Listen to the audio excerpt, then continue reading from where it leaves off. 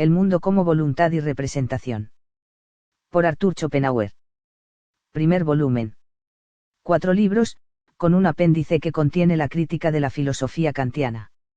¿Y si al final no se puede sondear la naturaleza? Goethe, en los poemas a personas con ocasión de celebraciones. Prólogo a la primera edición. 7. Me propongo aquí indicar cómo ha de leerse este libro para poderlo entender en la medida de lo posible. Lo que en él se pretende transmitir es un único pensamiento. Sin embargo, y pese a todos mis esfuerzos, no pude encontrar un camino más corto para transmitirlo que todo este libro.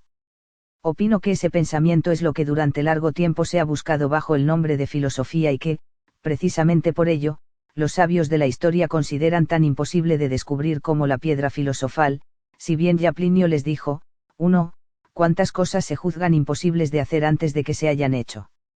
Según los distintos aspectos desde los que se examine aquel único pensamiento que se va a exponer, este se mostrará como aquello que se ha denominado metafísica, ética o estética, y, desde luego, tendrá que ser también todo eso si constituye aquello que, según he declarado, yo pienso.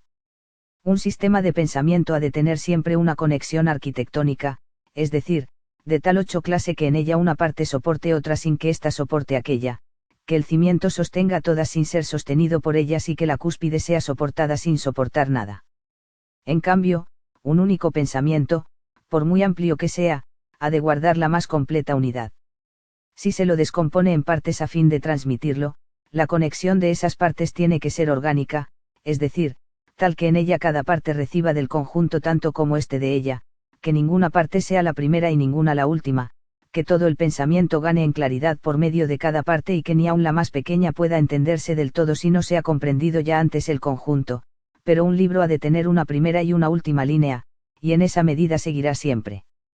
difiriendo de un organismo por muy parecido a este que sea su contenido, en consecuencia, forma y contenido se hallarán aquí en contradicción. Va de suyo que, en tales circunstancias, para penetrar en el pensamiento expuesto no cabe más consejo que leer el libro 2 veces, y la primera, por cierto, con una gran paciencia, nutrida solo por la libre creencia de que el comienzo supone el fin casi tanto como el fin el comienzo, y cada parte anterior supone la siguiente casi tanto como esta aquella. Digo casi porque no es así del todo, pero he hecho honradamente y en conciencia todo lo posible por anteponer lo que en menor medida se explicaba por lo siguiente, como también, en general, he hecho todo lo que podía contribuir a la más fácil comprensión y claridad, e incluso podría haberlo logrado en cierto grado si no fuera porque el lector, como es natural, al leer no solo piensa en lo que a cada momento se dice sino también en sus posibles consecuencias, con lo nueve cual a las muchas contradicciones reales con las opiniones de la época y presuntamente también del lector, se pueden añadir aún otras anticipadas e imaginarias, tantas, que entonces se tendrá que presentar como viva desaprobación lo que es mera incomprensión. Pero no se reconocerá como tal, tanto menos cuanto que la claridad de la exposición y la precisión de la expresión, conseguidas con gran esfuerzo, no dejan nunca lugar a dudas acerca del sentido inmediato de lo dicho, pero tampoco pueden expresar al mismo tiempo sus relaciones con todo lo demás. Por eso, como se dijo, la primera lectura requiere paciencia, alimentada por la confianza de que en la segunda se verán muchas cosas, o todo, bajo una luz totalmente distinta. Por lo demás, el serio afán por conseguir una inteligibilidad completa y hasta fácil, en un objeto sumamente complicado, habrá de justificar que se produzca alguna que otra repetición. Ya la construcción orgánica y no encadenada del conjunto obligaba a que a veces se mencionase 2 veces el mismo pasaje. Y es precisamente esa construcción y la estrecha conexión de todas las partes lo que no me ha permitido la división en capítulos y parágrafos que en otros casos tanto aprecio, sino que me ha obligado a conformarme con 4 divisiones fundamentales, algo así como 4 puntos de vista del pensamiento único. En cada uno de esos 4 libros hay que tener especial cuidado de no perder de vista, por encima de los necesarios pormenores a tratar, el pensamiento único al que pertenecen, como tampoco el progreso de toda la exposición. Con esto queda expresada la primera exigencia, ineludible como las siguientes para el lector reacio, el filósofo, porque el lector mismo lo es. La segunda exigencia es esta, que antes que el libro se lea la introducción a él, si bien esta no se encuentra en el libro mismo sino que ha aparecido 5 años antes bajo el título sobre la cuádruple raíz del principio de razón suficiente, un tratado filosófico. No es en absoluto posible comprender el presente escrito sin conocer esa introducción y propedéutica, y el contenido de aquel tratado está tan supuesto aquí como si se hallara en el libro. Además, así sería si no lo hubiera precedido en varios años, aunque no estaría antepuesta a él como introducción sino incorporada al primer libro, que ahora, al faltarle lo dicho en el tratado, muestra con esas lagunas un cierto carácter incompleto que ha de rellenarse haciendo referencia a él. No obstante, era tan grande mi aversión a transcribirme a mí mismo o a repetir fatigosamente con otras palabras lo que ya una vez se ha dicho cumplidamente, que preferí esta vía, ello pese a que ahora podría ofrecer una mejor exposición del contenido de aquel tratado, sobre todo depurándolo de muchos conceptos que hay allí, tales como las categorías, el sentido externo e interno, etc., y que son debidos a que entonces me hallaba demasiado inmerso en la filosofía kantiana. Con todo, aquellos conceptos se encuentran allí únicamente porque hasta entonces no me había ocupado a fondo de ellos, razón por la que aparecen como un asunto accesorio y totalmente al margen de la cuestión principal. Por eso la corrección de tales pasajes del tratado se producirá por sí misma en el pensamiento del lector según éste se familiarice con el presente escrito. Pero solamente cuando con aquel tratado se conozca perfectamente qué es y qué significa el principio de razón, hasta dónde se extiende su validez y hasta dónde no, cuando se sepa que aquel principio no es previo a las cosas ni el mundo existe como consecuencia y en conformidad con él, como si fuera su corolario, sino que, antes bien, no es nada más que la forma en la que se conoce cualquier clase de objeto, siempre condicionado por el sujeto, cuando éste es un individuo cognoscente, solo. Entonces será posible penetrar en el método filosófico que se ensaya aquí por primera vez y que difiere plenamente de todos los habidos hasta ahora. Solamente la misma aversión que siento a copiarme a mí mismo literalmente, o también a decir por segunda vez lo mismo con otras y peores palabras tras haberlo escrito antes y mejor, ha ocasionado una segunda laguna en el primer libro de este escrito, ya que he suprimido todo lo que aparece en el primer capítulo de mi tratado sobre la visión y los colores, y que en otro caso habría encontrado aquí su lugar reproducido textualmente. Así pues, también se supone aquí el conocimiento de ese escrito anterior.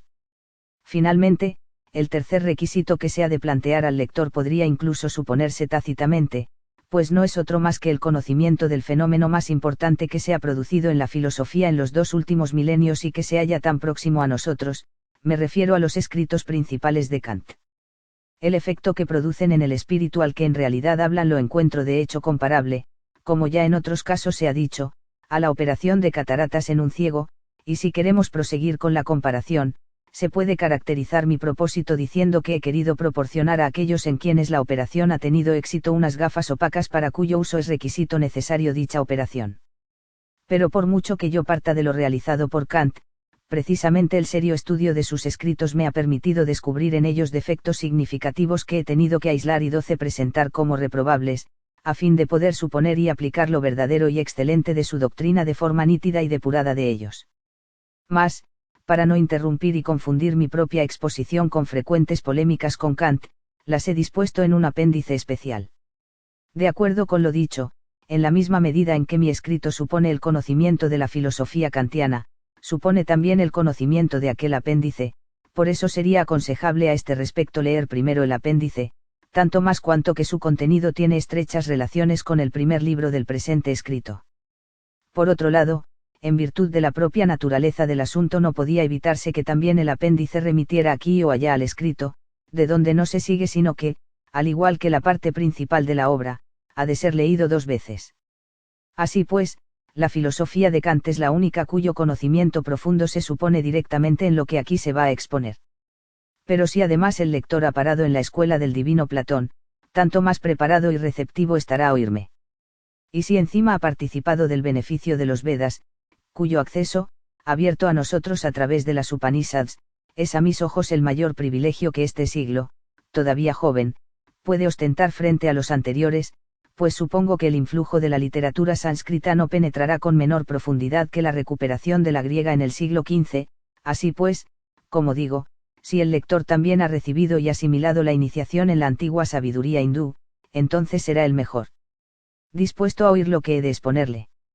A él no le resultará, como a muchos otros, extraño o incluso hostil, porque, si no sonara demasiado orgulloso, yo podría afirmar que cada una de las sentencias aisladas e inconexas que componen las Upanishads podría inferirse como consecuencia del pensamiento que voy a comunicar, si bien en modo alguno puede, a la inversa, encontrarse en ellas. Pero ya la mayoría de los lectores se habrán impacientado y habrán lanzado el reproche, penosamente contenido durante largo tiempo, de cómo me puedo atrever a presentar un libro al público planteando exigencias y condiciones, de las cuales las dos primeras son presuntuosas e impertinentes, y eso en una época en la que hay tal riqueza general de pensamientos originales, que solo en Alemania cada año se hacen del dominio público gracias a la imprenta, dentro de 3.000 obras ricas en contenido. Originales y totalmente imprescindibles, además de en innumerables escritos periódicos u hojas diarias. Una época donde en especial no hay la menor carencia de filósofos profundos y plenamente originales, sino que solamente en Alemania de ellos viven a la vez más de los que otros siglos sucesivos hubieran presentado. ¿Cómo, entonces, pregunta el indignado lector, se ha de acabar la tarea, si con un solo libro hay que trabajar de una forma tan complicada?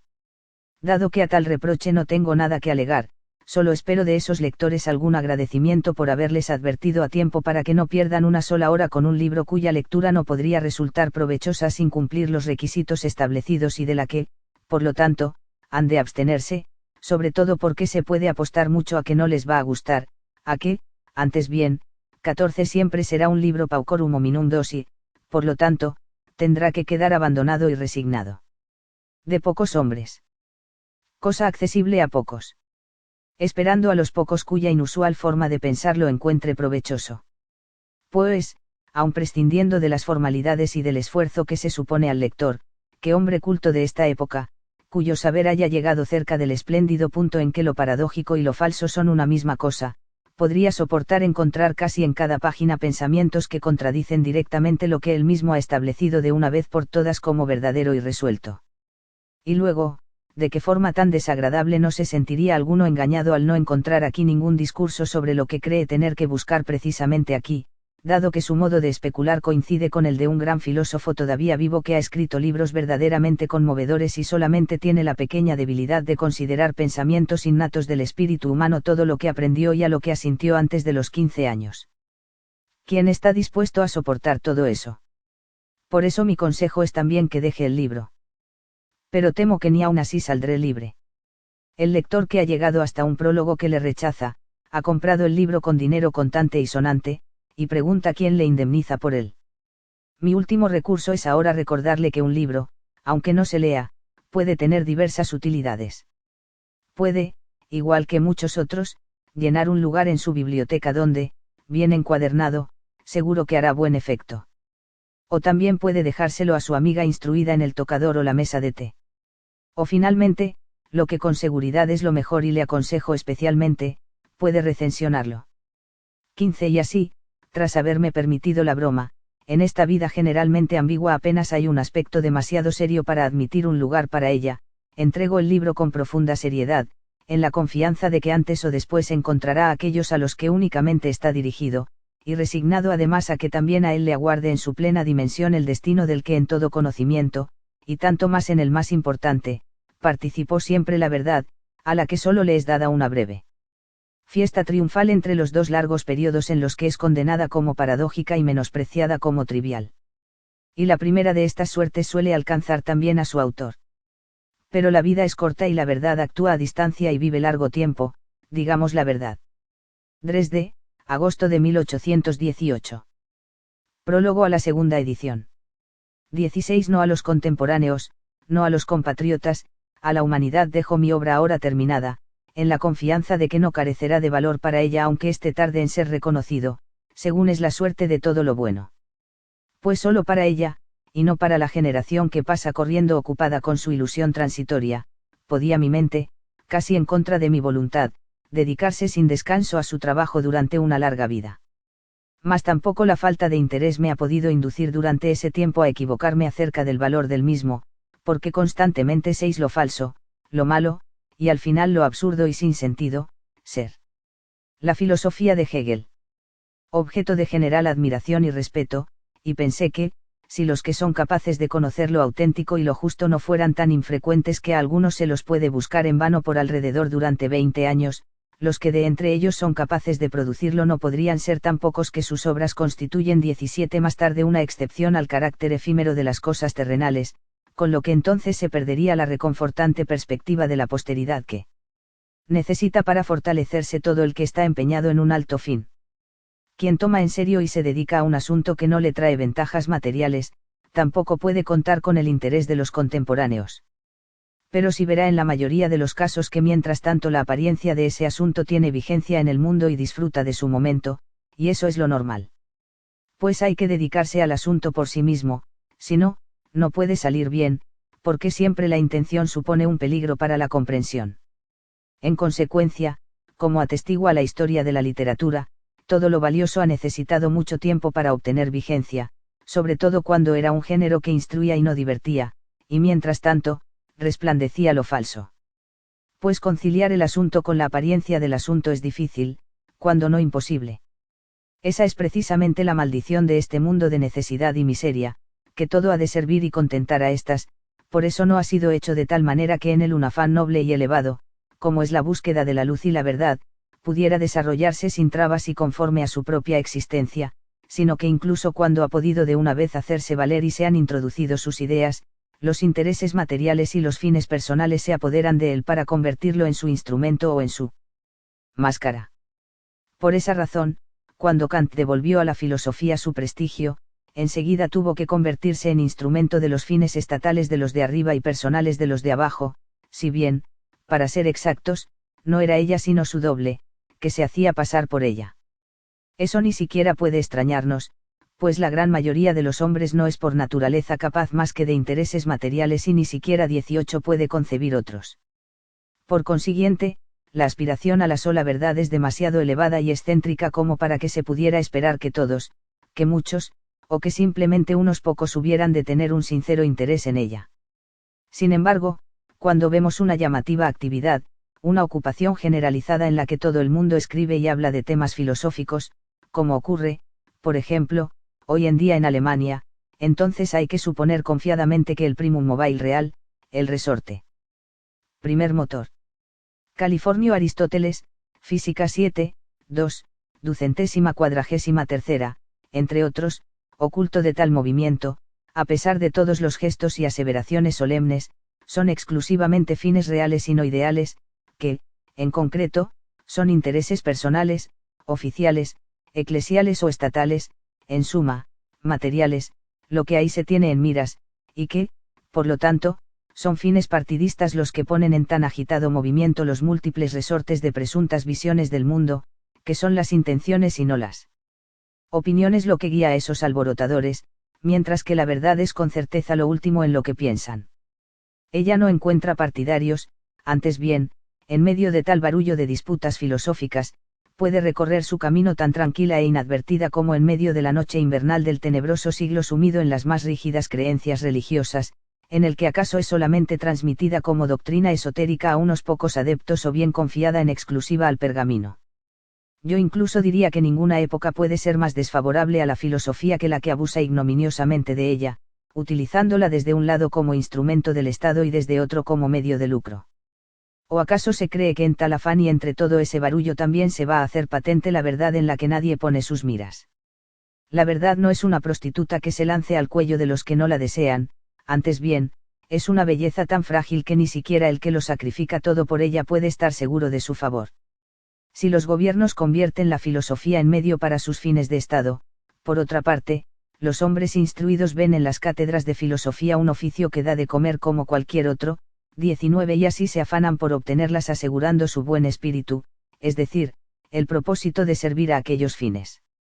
Y mantienen su palabra, no la verdad, no la claridad, no Platón, no Aristóteles, sino los fines que se les ha encargado servir, son sus guías y enseguida se convierten también en el criterio de lo verdadero, lo bueno, lo que hay que tomar en cuenta y sus contrarios. Y lo que no se corresponde con eso, aun cuando fuera lo más importante y extraordinario en su materia, es condenado o, cuando esto resulta delicado, asfixiado con una unánime ignorancia. Véase, sin ir más lejos, su común celo en contra del panteísmo, algún tonto creerá que es por convicción. Como la filosofía degenerada en medio de ganar el pan no habría de convertirse en sofística. Precisamente porque eso es inevitablemente así y porque siempre ha valido la regla de quien como el pan canto la canción, es por lo que en la antigüedad el ganar dinero con la filosofía fue un rasgo distintivo de los sofistas. Pero ahora se añade a eso que, puesto que en ese mundo no se puede esperar más que mediocridad y además se la puede exigir y conseguir con dinero, también hay que contentarse con ella. Así vemos que en todas las universidades alemanas la querida mediocridad se afana en crear por sus propios medios la filosofía aún no existente, siempre conforme a una medida y un fin prescritos, un espectáculo del que sería casi cruel burlarse. Durante el largo tiempo en que la filosofía ha tenido que servir por un lado a fines públicos y por otro a fines privados, yo me he entregado impasible al curso de mis pensamientos desde hace más de 30 años, porque tenía que ser precisamente así y no de otra manera, por un impulso instintivo que, no obstante, estaba respaldado por la confianza de que la verdad que uno ha pensado y lo oculto que ha XX iluminado será alguna vez comprendido por otro espíritu pensante y le supondrá un agrado. Una alegría y un consuelo, a alguien así hablamos, igual que nos han hablado los semejantes a nosotros convirtiéndose así en nuestro consuelo dentro del desierto de nuestra vida. Entretanto, nos ocupamos de nuestro asunto por y para sí mismo. Pero ocurre curiosamente con las meditaciones filosóficas que los pensamientos que uno ha reflexionado e investigado por sí mismo son los únicos que después redundan en provecho de otros, no así los que estaban ya en su origen destinados a otros. Aquellos se conocen ante todo por el carácter de una absoluta honradez, porque nadie busca engañarse a sí mismo ni se sirve nueces huecas, así que eliminan toda sofística y toda palabrería, y como consecuencia de ello todo párrafo escrito compensa enseguida el esfuerzo de leerlo. Conforme a ello, mis escritos llevan acuñado el sello de la honradez y la franqueza con tal claridad que ya por ello contrastan llamativamente con los de los tres famosos sofistas del período postkantiano. A mí se me encuentra siempre en el punto de vista de la reflexión, es decir, de la meditación racional y de la honrada comunicación de mis pensamientos, nunca en el de la inspiración, llamada intuición intelectual o también pensamiento absoluto, aunque su nombre correcto es patraña y charlatanería. Así pues, trabajando en ese espíritu y viendo mientras tanto lo falso y lo malo universalmente vigentes y hasta la patraña y la charlatanería honradas, he renunciado hace ya mucho tiempo al aplauso de mis contemporáneos. Es imposible que una generación que durante 20 años ha aclamado como el mayor de los filósofos a Hegel, ese calibán intelectual, tan alto que ha resonado en 4. Fichte y Schelling. 5. Hegel. 6. Personaje deforme y salvaje de la tempestad de Shakespeare, establecido como prototipo de hombre brutal y cerrado a la razón. El término se ha interpretado como una deformación de la palabra caníbal. Toda Europa, pudiera hacer que quien ha contemplado tal cosa desee su aplauso. Ya no tiene ninguna corona de honor que otorgar, su aplauso está prostituido y su censura no tiene significado alguno. Que hablo en serio puede apreciarse en que, si yo hubiera aspirado al aplauso de mis contemporáneos tendría que haber tachado 20 pasajes que contradicen todas sus opiniones y que en parte incluso tendrían que resultarles escandalosos. Pero sería para mí un delito sacrificar una sola sílaba a aquel aplauso. Mi norte ha sido siempre la verdad, al perseguirla pude aspirar únicamente a mi propio aplauso, apartado totalmente de una época que ha caído muy bajo respecto a todo intento espiritual elevado y de una literatura nacional degradada hasta la excepción, en la que ha alcanzado su cima el arte de combinar palabras elevadas con bajeza de espíritu. No puedo, desde luego, escapar de los defectos y debilidades de los que necesariamente adolece mi naturaleza, como cualquier otra, pero no los aumentaré con indignas acomodaciones.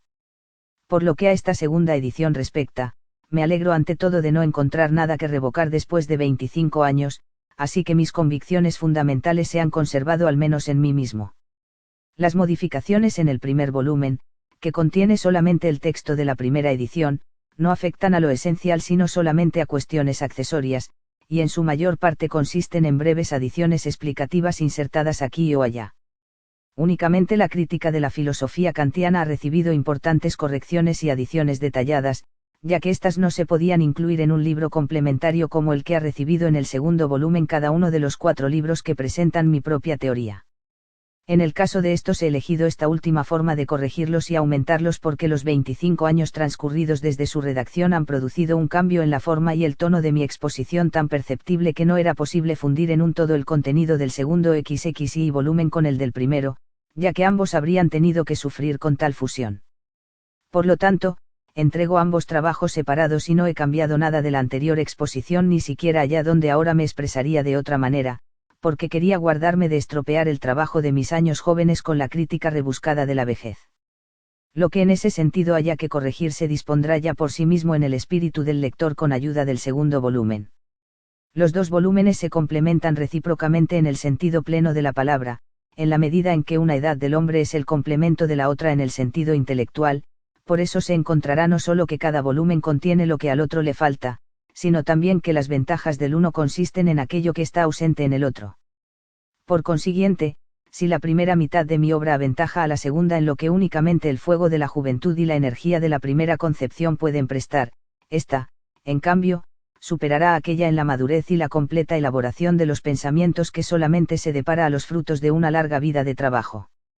Pues, cuando yo tuve la energía para concebir originalmente los pensamientos fundamentales de mi sistema, proseguirlo en sus 4 ramificaciones, volver desde ellas a la unidad de su tronco y luego presentar con claridad el conjunto, entonces no estaba aún en disposición de estudiar cada parte del sistema con la perfección, profundidad y detalle que solo se consiguen meditándolo durante muchos años. Tal meditación es necesaria para comprobarlo e ilustrarlo con innumerables hechos, apoyado con las más diversas pruebas, iluminado con claridad desde todos los lados, luego poner en contraste atrevidamente los diversos puntos de vista, separar netamente las distintas materias y exponerlas bien ordenadas. Por 23 eso, aunque al lector le tendría que ser más agradable tener toda mi obra en una pieza en lugar de consistir esta en 2 mitades a vincular entre sí, tenga en cuenta que para ello habría hecho falta que yo hubiera producido en una edad de la vida lo que solo es posible en 2, ya que habría tenido que poseer a una edad las cualidades que la naturaleza ha repartido en 2. Por consiguiente, la necesidad de entregar mi obra en 2 mitades complementarias es comparable a aquella debido a la cual, al ser imposible fabricar un objetivo acromático de una pieza, se lo compone de una lente convexa de vidrio Chrome y una lente cóncava de vidrio Flint 7, cuya acción combinada produce el resultado buscado. Pero, por otro lado, clases de vidrios ópticos. Las lentes acromáticas constan generalmente de 2 componentes, uno convergente con un índice de refracción reducido llamado Chrome y otro divergente con índice de alto valor denominado Flint. Cambio de la incomodidad de utilizar 2 volúmenes al mismo tiempo, el lector encontrará alguna compensación en la alternancia y el reposo que lleva consigo el tratamiento del mismo asunto por la misma mente, con el mismo espíritu pero en años muy distintos. Entretanto, para aquel que no esté aún familiarizado con mi filosofía es plenamente aconsejable que lea antes el primer volumen sin añadirle los complementos y que no utilice estos hasta la segunda lectura, porque en otro caso sería demasiado difícil captar el sistema en su coherencia, expuesta solo por el primer volumen, mientras que en el segundo se fundamentan con más detalle y se desarrollan por completo las doctrinas principales de una manera aislada. Incluso aquel que no se decida a hacer una segunda lectura del primer volumen hará mejor en no leer el segundo más que después de aquel y de forma independiente, en la exacta secuencia de sus capítulos, que mantienen una conexión aunque más libre, y cuyas lagunas llenará completamente el recuerdo del primer capítulo, si es que lo ha captado bien. Además, siempre encontrará la referencia a los xiv respectivos pasajes del primer volumen, en el que, a esos efectos, las secciones que en la primera edición indiqué con simples líneas de separación las he provisto en la segunda de números de parágrafo. Ya en el prólogo a la primera edición he explicado que mi filosofía parte de la kantiana y supone por ello un profundo conocimiento de la misma, lo repito aquí. Pues la doctrina de Kant provoca en cualquier mente que la haya comprendido una transformación fundamental de tal magnitud que se la puede considerar un renacimiento intelectual. En efecto, solo ella es capaz de eliminar realmente el realismo innato al hombre y proveniente del destino originario del intelecto, cosa para la que no bastaron ni Berkeley ni Malebranche, porque estos se quedaron demasiado en lo general mientras que Kant va a lo particular y, por cierto, de una forma que no conoce antecesor ni sucesor y que ejerce en el espíritu un efecto totalmente peculiar, podríamos decir que inmediato, como resultado del cual éste experimenta un profundo desengaño y en adelante ve todas las cosas a una luz diferente. Pero solo así se hace receptivo a las explicaciones positivas que yo he de ofrecer.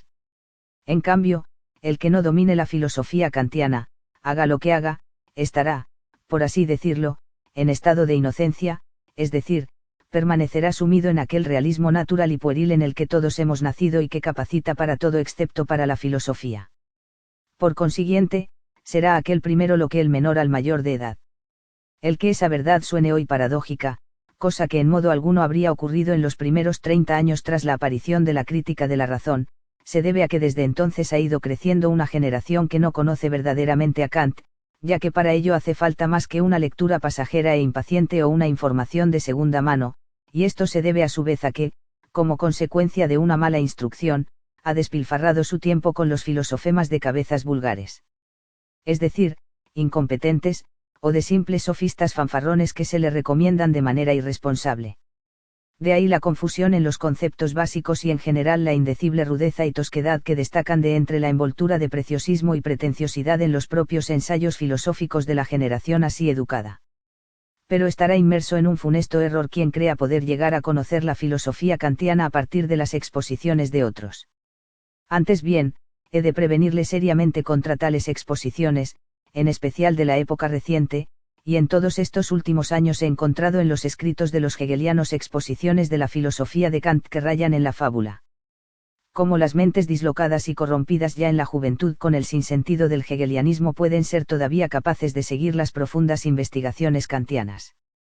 Pronto se han acostumbrado a tomar la hueca palabrería por pensamientos filosóficos, los miserables sofismas por sagacidad y el ridículo disparate por dialéctica, y con la asimilación de vertiginosas combinaciones de palabras que martirizan y agotan en vano al espíritu que pretende pensar algo con ellas, sus mentes se han desorganizado. No hace falta para ellos ninguna crítica de la razón, ninguna filosofía, para ellos se necesita una medicina mentis, primero, como catártico, un petit cours de sens communologie, y luego habrá que ver si en su caso se podrá alguna vez hablar de filosofía. Literalmente, un cursillo de sentido-comunología. Vano, pues, se buscará la teoría kantiana en otro lugar que no sean las propias obras de Kant, mas estas son instructivas siempre, incluso cuando se equivoca o cuando falla. Por su originalidad vale de él en su máximo grado lo que vale de todos los auténticos filósofos, solo en sus propios escritos se los llega a conocer, no en los informes de los demás.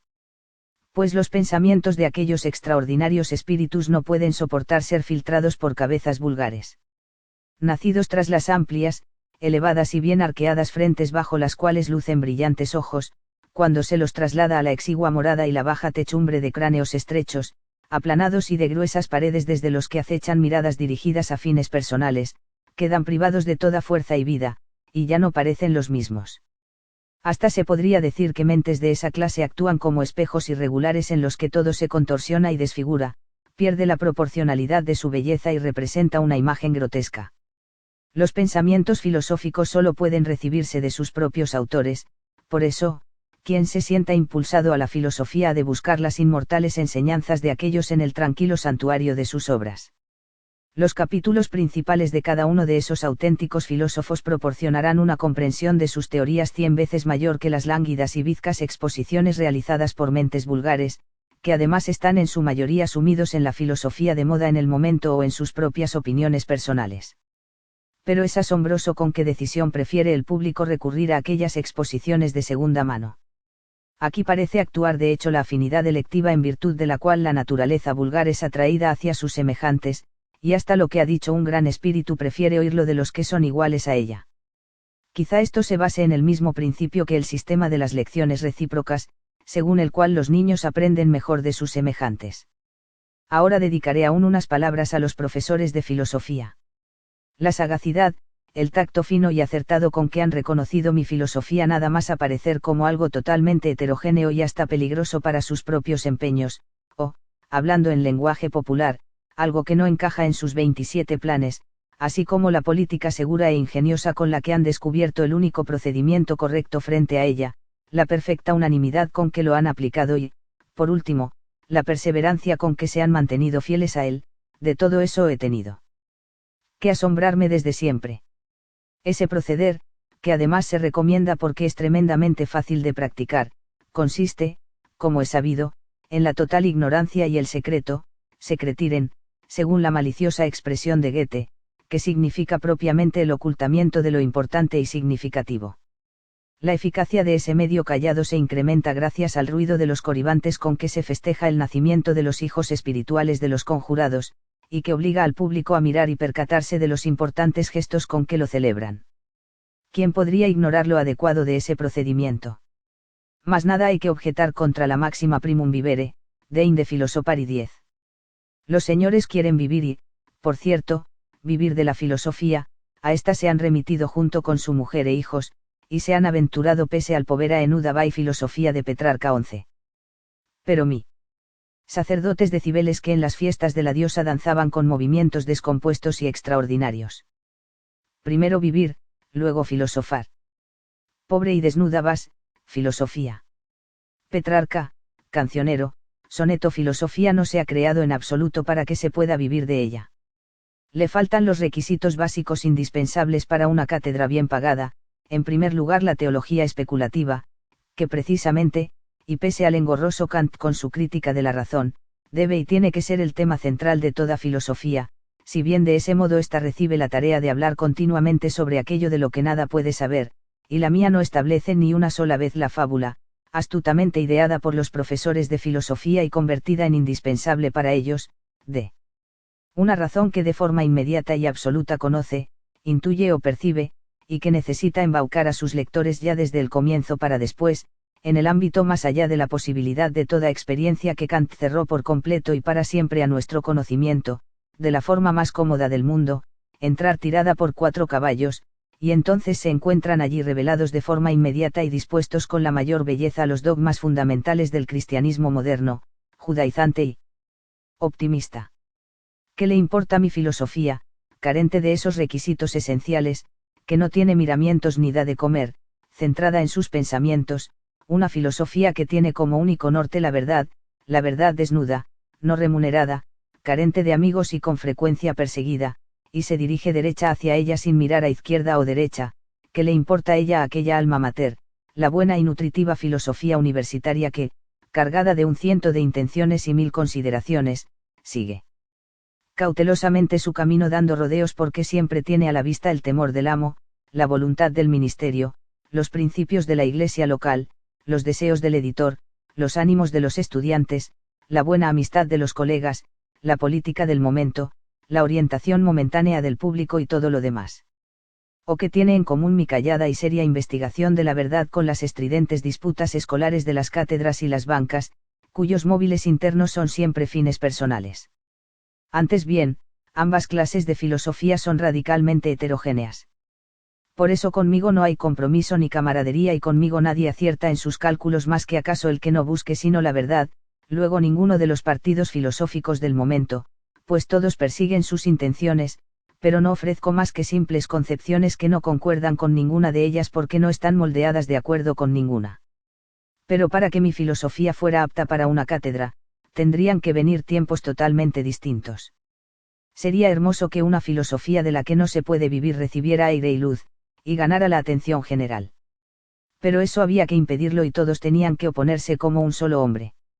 Mas a la hora de disputar y refutar no se tiene el juego tan fácil, y ese es además un medio delicado ya por el simple hecho de que dirige la atención del público hacia el tema y la lectura de mis escritos podría hacerle perder el gusto por las elucubraciones de los profesores de filosofía. Pues a quien ha probado lo serio ya no le sabrá bien la broma, sobre todo la aburrida. Así pues, el silencio sistemático unánimemente adoptado es el único proceder correcto, y solo puedo aconsejar quedarse y continuar con él mientras funcionen, en concreto hasta que un día del ignorar se separe la ignorancia, entonces se estará aún a tiempo de tomar otra dirección.